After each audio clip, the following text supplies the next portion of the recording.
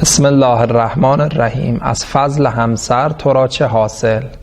بعضیا فکر میکنن همین که یه همسر خوبی داشته باشن حتما ایشون دست شما رو میگیره و بعد کشون میبره به سمت بهشت. آیا چنین اتفاقی میفته؟ قرآن میفرماید که خیر، چنین چیزی وجود نداره. سوره مبارکه تحریم آیه 10: ضرب الله مثلا، ضرب المثل، خدا ضرب المثل زده للذین کفروا، برای کسایی که کافر شدن، امرأت نوح و امرأت لوط، خانم حضرت نوح، خانم حضرت لوط، کانتا تحت عبدین من عبادنا، تحت سرپرستی دوتا از بندگان ما بودن، صالحین، دوتا بنده خوب، فخانتاهما، به این دوتا پیغمبر خیانت کردن، فلم یغنیا عنهما من الله شیئا، و ارتباط با این دوتا پیغمبر هم هیچ فایده براشون نداشت. و قیلت خل النار مع الداخلین، گفتیم با اونایی که دارن میرن جهنم برید شما هم داخل